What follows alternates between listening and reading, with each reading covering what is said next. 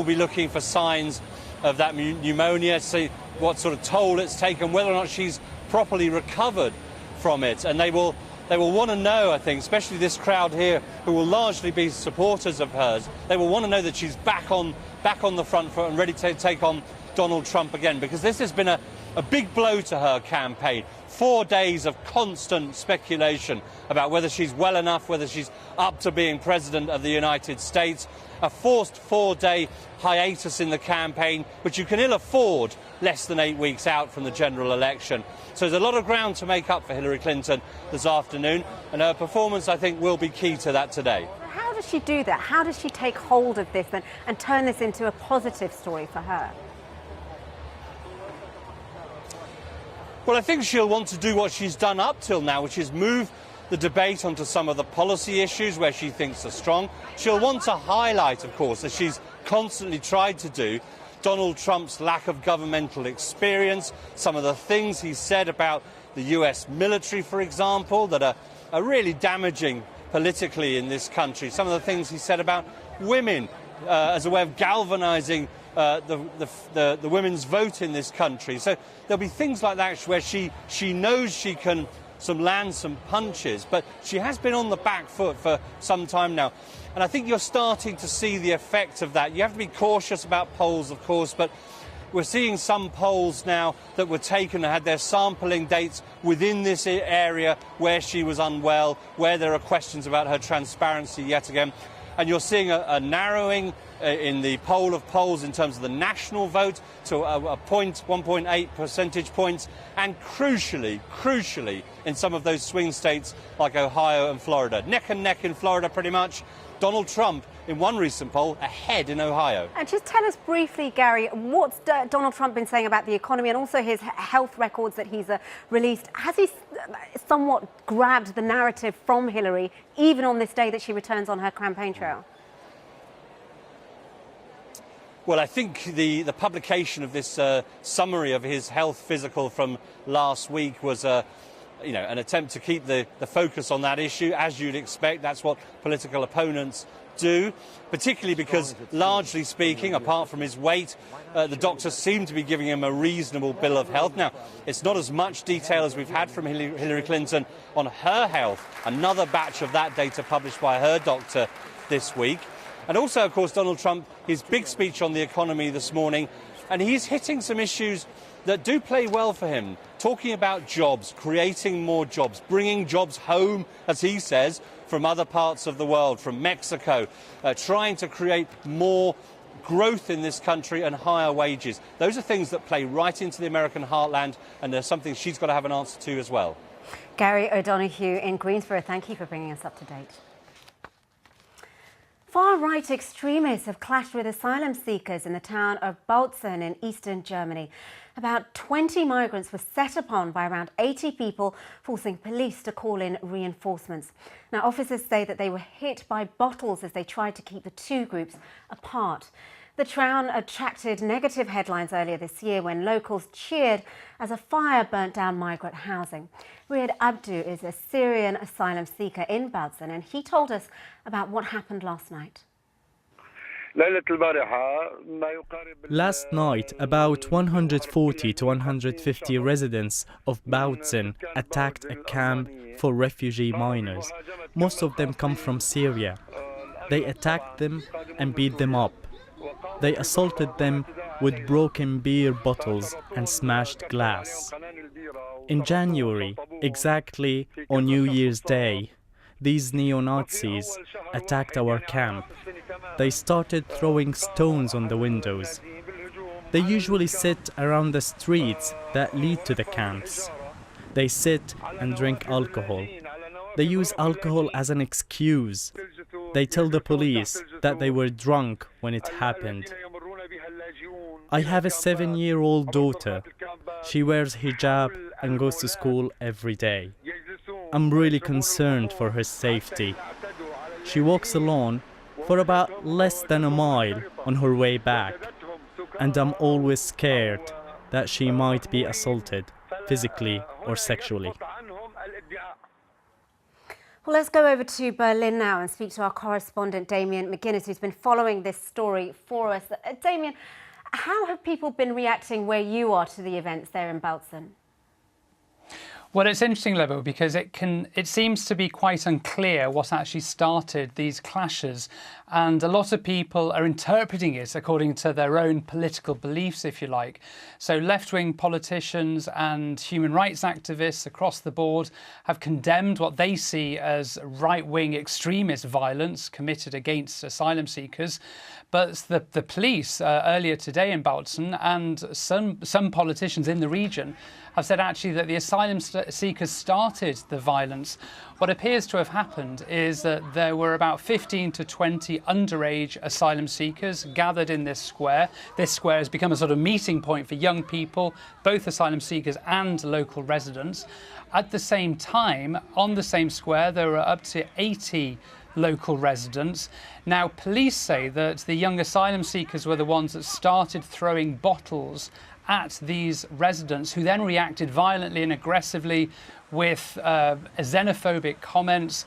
Police at that point stepped in to try and separate the two groups, and that's when the scuffles got even worse. Police have said they've now imposed a curfew on the young asylum seekers, and they've also imposed a ban on them drinking alcohol.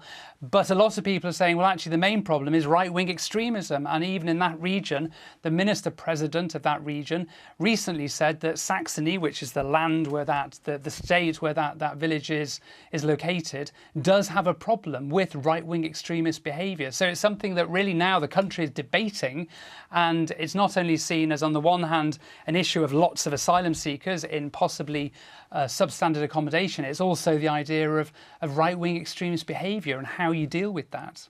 All right, Damien, thank you. Thank you for bringing us up to date. The British Prime Minister has given the green light for Britain's first new nuclear power plant in 20 years. At a cost of £18 billion, that's around $24 billion, the reactor, Hinkley Point, will be built by the French company EDF with significant investment from China. Now, supporters say that the plant is vital to reducing Britain's reliance on fossil fuels. But critics argue that the deal is a bad one for consumers. Here's our political editor, Laura Koonsberg. Were they really going to stop the engines, drive the diggers away, and give up on years of preparation, chuck away millions already spent? Statement, the Secretary of State for Business, Energy and Industrial Strategy. Ministers did pause, but are now pressing go. Hinkley unleashes a long overdue new wave of investment in nuclear engineering in the UK, creating 26,000 jobs and apprenticeships, providing a huge boost to the economy. Under the £18 billion deal, the new Hinkley reactor should be running by 2025. The Chinese plan to build another new nuclear plant at Bradwell in Essex. The government will take a special share in that and any future projects. That will give them some more control over important infrastructure being bought or sold. The deal was first signed last year, amid a welcome for the Chinese leader that could hardly have been more lavish. There were nerves around Westminster about the huge cost, security and the environment. But Chinese involvement in new nuclear projects was applauded at the top. But with a change of the boss, a change of heart. And to Chinese fury, one of Theresa May's first acts was to delay the decision, to pore over the details again. And commented on its beauty. Brave or foolhardy? Mr. Speaker, the government created a commercial crisis. They sent shockwaves through the industry and unions alike. They risked a diplomatic dispute with one of our key future trading partners. And in the end, all they've done is pretend to give themselves powers which they already possessed. Ministers say there'll be an important new framework to check up on all big projects. The hope, Hinkley will help keep the lights on at Big Ben and everywhere else. The risk is controversial and expensive. So what was the delay about? When Theresa May moved into number 10, the National Security Council had already reviewed the deal. The terms had already been agreed. And those close at that stage tell me there's no fundamental difference between now and then. But imagine she had gone ahead straight away. The brand new Prime Minister would have been waving through one of the most controversial deals in history, barely a fortnight into the job. There's no difference besides the special share. And one has to wonder that Britain's paid a very high diplomatic price and potentially a price in terms of high cost of investment. Was it worth it? Now there's official go-ahead, the next stage on the ground can start. But no project like this has been completed before. All the fuss, all the political hopes for Hinckley could yet turn to dust. Laura Kunsberg, BBC News, Westminster.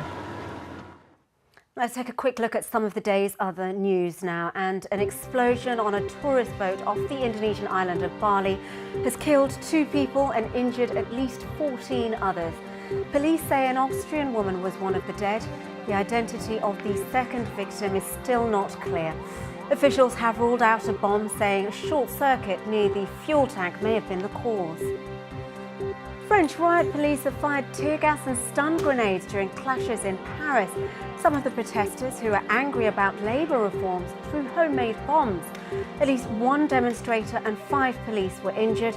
It is the latest outbreak of violence over the controversial new laws which were pushed through by the socialist government in July.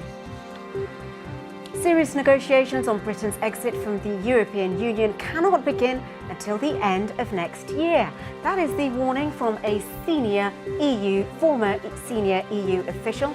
Herman Van Rompuy, who's the former president of the European Council, said that discussions on the main issues would have to wait until after elections in France and Germany in May and September. A former hitman from the Philippines has told a congressional hearing that the current president, Rodrigo Duterte, personally shot dead a government agent when he was a city mayor. Edgar Matabato also claimed that Mr. Duterte ordered him and other members of a death squad to kill around 1,000 suspected criminals and opponents. Michael Bristow has the story. These are explosive allegations related to President Duterte's time as mayor of Davao. He rid the city of crime, but there have been startling claims about how he did it. The Philippine Senate has been holding an investigation and a former hitman has been giving evidence. Edgar Matabato claims he was part of a death squad that killed 1,000 criminals and political opponents. They have been ordering us to kill. We don't even know the names of the victims. They just call us and ask us to kill someone. My conscience has been bugging me. There are a lot of killings in Davao. He said one victim was fed to the crocodiles, and Mr. Duterte personally killed a government agent with his Uzi submachine gun. I'm not destroying the credibility of President Duterte. I'm just telling the truth of what he asked me to do. The president's spokesman said there'd already been an investigation into the allegations, which came to nothing. A government minister said there were lies and fabrications. But there are uncomfortable parallels with the president's current campaign to rid the whole country of crime. This is what Mr. Duterte said on the campaign trail earlier this year. Either you kill me or I will kill you. And this is the result. More than 3,000 drug suspects killed in shootouts with the police and vigilantes. Mr. Duterte has faced a storm of criticism, but he remains unrepentant, even as the death toll rises. Does the lives of 10 criminals really matter to me? If I am the one facing the grief, would 100 lives of this idiot would mean anything to me? Shocking though these accusations are, they probably won't come as a surprise to most people in the Philippines. They knew Rodrigo Duterte's reputation while he was still mayor of Davao, and elected him president anyway. Michael Bristow, BBC News. Now, the last time that Russians voted for a new parliament back in 2011, claims of ballot rigging caused mass street protests. Since then, the jailing of activists and tougher laws against demonstrations has taken the wind out of the protest movement somewhat. On the eve of Sunday's parliamentary election, there's widespread apathy among the electorate. So, a quarter of a century after the collapse of the Soviet Union, are Russians losing interest in democracy? Steve Rosenberg reports. We're on a journey to a remote part of Russia, speeding along the northern Dvina River. On board are election officials and a ballot box. We land on a tiny island. It doesn't have a polling station, but then there are only 3 registered voters living here. So it's off to find a place where the islanders can vote early in Russia's parliamentary election. With a few tweaks, a village kitchen becomes a voting centre. After casting her vote, 84-year-old Zenaida Matveyevna settles down for a nice chat about her cabbage patch. Zenaida has 2 loves in her life, her flowers and her president. It's Vladimir Putin's party she voted for. When Putin raised my pension, I cried with joy, she tells me. And what does Zenaida think of democracy? I don't know what that is, she says. I ask the same question here in the city of Arkhangelsk and receive so many different answers. Democracy is when there is order and security and no litter, she tells me. It's some kind of struggle for something, she says. I don't know what. But to these Russians, democracy was all about free and fair elections. In Arkhangelsk and across Russia, there were unprecedented anti-government street protests, sparked by vote rigging in the last parliamentary election. Here, people came. Among the protesters here was Alexander Felt. The opposition movement, he says, has faded, and with it, hopes for democratic change. Most of the people, they don't think about democracy in their usual life. They go to for fishing, for their gardens. They are thinking about their children, their families, and they don't want to oppose the authorities. Crucially, most Russians still trust Vladimir Putin far more than their parliament. The Kremlin rules Russia through a power vertical, with Vladimir Putin at the top and all other institutions, including the parliament, below him and subservient to him. But with economic problems rising, the danger for the Kremlin is that if people start to doubt the legitimacy of those other institutions, they'll pin all their hopes on the one man at the top. At Buryonka farm, on the edge of Arkhangelsk, there are as many cows as there are Russian MPs. But it's in Putin they trust here. Our people can ask Putin directly for help, she says. He solves many problems like this. Back on the river, the ballot box is heading off to another island. But Russians aren't expecting a new parliament to make their lives better. They think they've got a president for that. Steve Rosenberg, BBC News, Arkhangelsk. After battering Taiwan, Typhoon Meranti has hit southeastern China, bringing strong winds and flooding. Parts of Fujian province are without power. So far, though, there are no reports of casualties. Steve McDonnell is in Xiamen. Here in Xiamen in southern China, people are trying to get back into their daily routines following last night's storm. The warning went out that the most powerful typhoon to hit this part of the coast since 1949 was on the way. In fact, these would be the strongest winds to reach anywhere in the world so far this year, so you can imagine people were worried. When the winds finally did hit, they were at speeds of reportedly around 370 kilometres an hour. That's faster than one of this country's high-speed trains. And yet, when you walk around to survey the damage, it seems that it's not that bad considering. Parts of the city have flooded with drains overflowing, blocking entrances to buildings and housing complexes. Some areas have lost power. Teams of military police have been mobilised to bolster the emergency effort. They're racing against time to clear debris before a second, smaller typhoon hits in the coming hours. This is the road leading to the main train station, perhaps the biggest damage has been to transport infrastructure, with flights and trains cancelled. As you can see, these military police are trying to clear the road so that people can get better access. All this comes during a national holiday. Plenty of people from Fujian province would have planned a trip away for the Mid-Autumn Festival. Lots of other travellers would have come here also from all over China. But instead, I guess they're going to have to be content with a long weekend at home, spending it with their friends and family. Now, staying with China, the country has just launched its second experimental space laboratory. It's part of plans to get a permanent space station into orbit by the year 2020. The Tiangong-2, or Heavenly Palace, blasted off at 10 p.m. local time from the Gobi Desert. Next month, 2 astronauts will go into the space station to do research. Space exploration is a national priority for China, which is the third country after what was then the Soviet Union and the United States to launch people into space.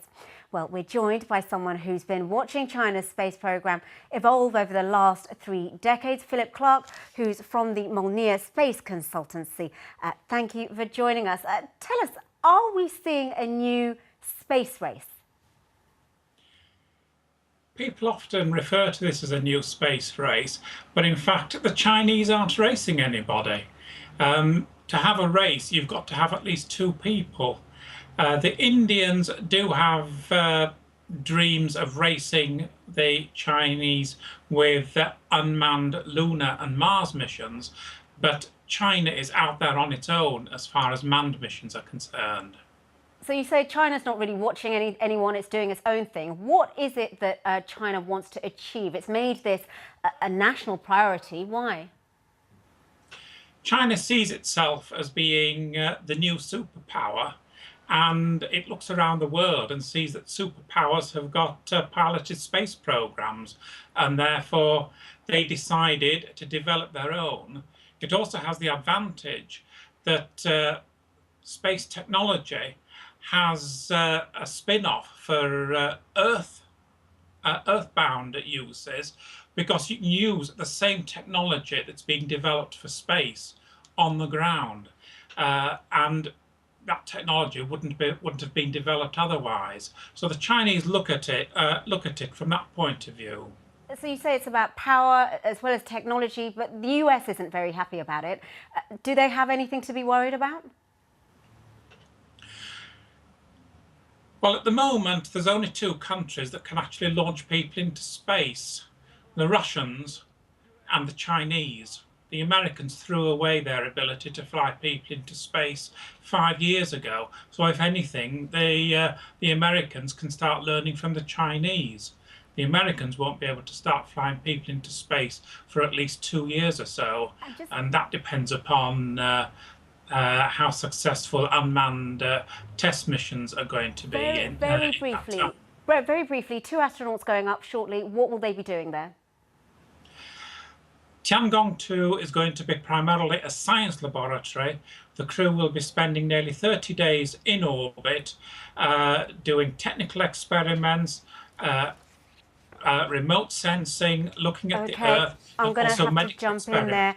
Unfortunately, that is all we have time for on the programme, but I know that you will certainly be watching this for us as this continues to unfold. Thank you for watching us here on BBC World News. Next is the weather, but from me and the rest of the team, thank you for watching and goodbye.